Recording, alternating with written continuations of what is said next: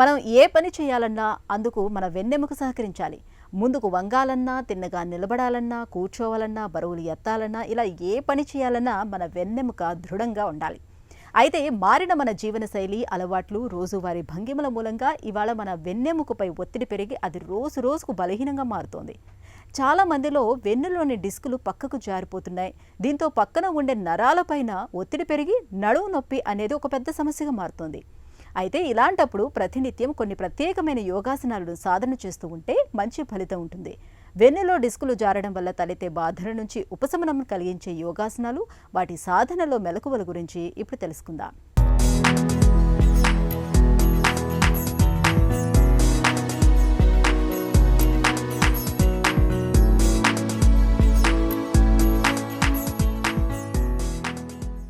ఈరోజు మనం disc prolapse సమస్యకి కొన్ని ప్రత్యేకమైన ఆసనాలు, ముద్రలు ఏ విధంగా చేయాలో తెలుసుకుందాం.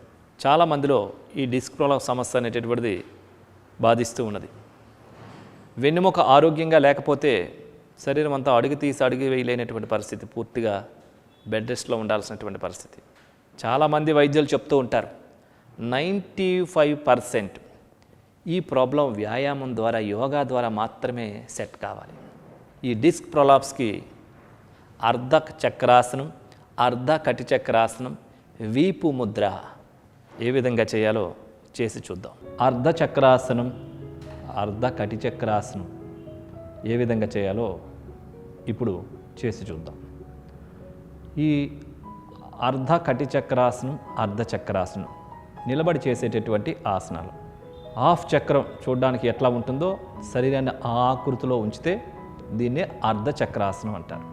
ఈ ఆసనం యొక్క ప్రభావం పూర్తిగా వెన్నెముక పైన, ఛాతీ కండరాలపైన, మెడ కండరాలపైన, థైరాయిడ్ గ్రంథి పైన పూర్తి ప్రభావాన్ని కలుగజేస్తూ ఉంటుంది. ముందుగా పాదాలు 2 జతలో ఉంటాయి. 2 to 3 ఇంచెస్ గ్యాప్లో పాదాలు ఉంచుకోవాలి. 2 చేతులు శరీర పక్క భాగాలు తాకుతున్న విధంగా ఈ విధంగా పొజిషన్లో ఉంటాయి. హెడ్ స్ట్రైట్గా ఉండాలి. ఈ స్థితిలో 2 చేతులు నడుం దగ్గరకు తీసుకొని వచ్చి సపోర్ట్ తీసుకోవాలి.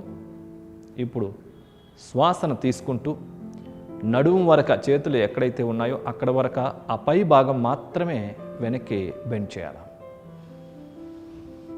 శ్వాసను తీసుకుంటూ ఎంత సాధ్యమైతే అంత పూర్తిగా హెడ్ని, నెక్ని, షోల్డర్స్ని, కాళ్ళు 2 స్ట్రైట్గా ఉండాలి. నడుము వరకు కూడా వీలైనంత వరకు పూర్తిగా వెనక్కి బెండ్ అయ్యి హెడ్ని కూడా వెనక్కి ఉంచి ఆసన స్థితిలో స్థిరంగా ఉండాలి.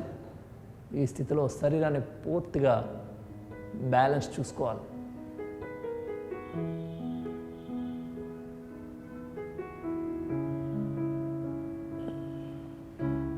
ఇప్పుడు నిదానంగా యథాస్థానానికి రావాలి.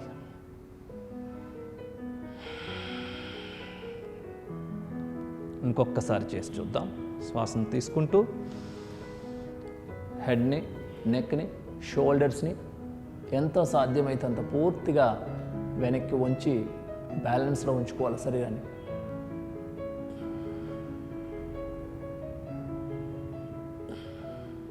ఇప్పుడు మరలా యథాస్థానానికి రావాలి.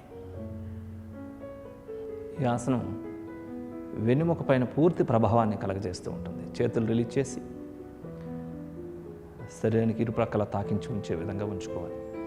అర్ధ కటి చక్ర ఆసనం. అర్ధ అంటే సగము, కటి అంటే నడుము, చక్రాసనం. ఈ సైడ్ వైపు నుంచి చూడడానికి ఇది కూడా చక్రాకృతిని పోలి ఉంటుంది. ఈ ఆసనం యొక్క పూర్తి ప్రభావం వెన్నెముక డిస్కుల పైన, నడుము పైన ప్రభావాన్ని కలుగజేస్తుంది.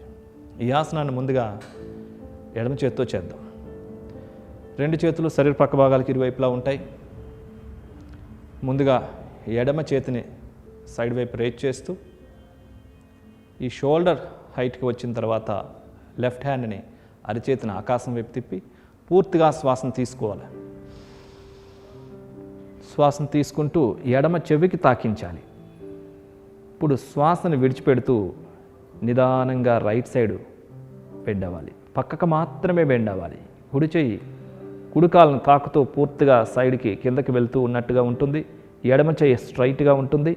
బెండ్ అవ్వకూడదు. ఎడమ అరిచేయి నేలకు చూస్తున్న విధంగా ఉంటుంది.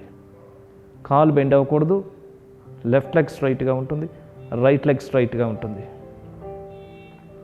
శరీరాన్ని ఆసన భంగిమలో స్థిరంగా ఉంచాలి. ఇప్పుడు నిదానంగా మరలా యథాస్థానానికి రావాలి. శ్వాసను తీసుకుంటూ శ్వాసను విడిచిపెడుతూ లెఫ్ట్ హ్యాండ్ రిలీజ్ చేసి యథాస్థానానికి తీసుకొని రావాలి. అదేవిధంగా ఇప్పుడు కుడి చేత్తో చేస్తాం. కుడి చేతిని నిదానంగా రేజ్ చేసి షోల్డర్ హైట్కి వచ్చిన తర్వాత అరిచేతిని ఆకాశం వైపు త్రిప్పాలి.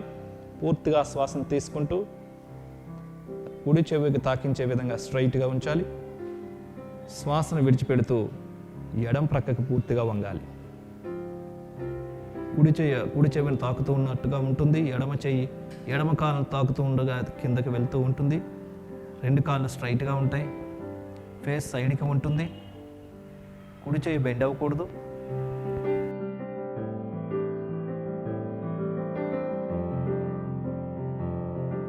నిదానంగా యథాస్థానానికి రావాలి. శ్వాస తీసుకుంటూ శ్వాసను విడిచిపెడుతూ కుడి చెయ్యిని యథాస్థానానికి తీసుకొని రావాలి. ఇప్పుడు వీపు ముద్ర, ఇది కూర్చొని ఏ విధంగా చేయాలో చేసి చూద్దాం.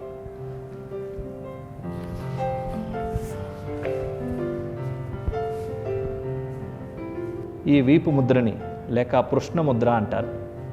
ఇది వెన్నునొప్పులకి అద్భుతంగా పనిచేసే ముద్ర. ఈ ముద్రని పద్మాసనంలో కానీ, వజ్రాసనంలో కానీ, సుఖాసనంలో కానీ, వీలు లేకుంటే కుర్చీలో కూడా కూర్చొని చేసుకోవచ్చు. రెండు అరిచేతులు ఆకాశం వైపు చూస్తున్న విధంగా ఉంటాయి. బొటన వ్రేలు యొక్క చివరి భాగానికి మధ్య వ్రేలు, కుడి చేతి యొక్క చిటికెన వ్రేలు తాకించి ఉంచాలి. ఎడమ చేతి యొక్క చూపుడు వ్రేలని బొటన వ్రేలు కింద, చూపుడు వేలు యొక్క గోరు భాగాన్ని బొటన వేలు కింద భాగాల్లో ఉంచి దీన్ని పృష్ణ ముద్ర లేక వీపు ముద్ర అంటారు. ఈ స్థితిలో వెన్ను నిటారుగా ఉండాలి. షోల్డర్స్ రిలాక్స్గా ఉంటాయి. హ్యాండ్స్ రిలాక్స్గా ఉంటాయి. ముద్ర రిలాక్స్గా ఉంటుంది. ఈ స్థితిలో కళ్ళు మూసుకొని ప్రశాంతంగా పూరక, కుంభక, రేచక, శూన్యక నియమాలని, నిష్పత్తిని పాటిస్తూ ప్రాణాయామం చేయాలి.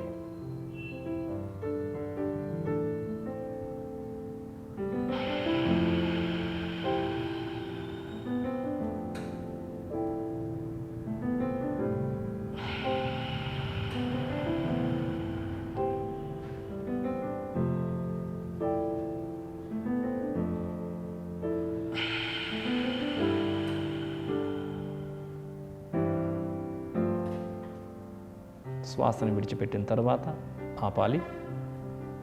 కళ్ళు తెరిచి ముద్రను రిలీజ్ చేయాలి. చూసారు కదండి, అర్ధ కటి చక్రాసనాన్ని ఒక్కొక్క సైడు 5 సార్లు చొప్పున చేసి ఈ వీపు ముద్ర ఒక బ్రహ్మాస్త్రంలాగా ఉపయోగపడుతుంది. 21 నిమిషాలు ప్రత్యేకమైన శ్రద్ధతో చేసినట్లయితే ప్రొద్దున్న, మధ్యాహ్నం, సాయంత్రం కానీ ఇట్లా కొన్ని తపాలుగా చాలా సులభంగా మార్పుని పొందవచ్చు.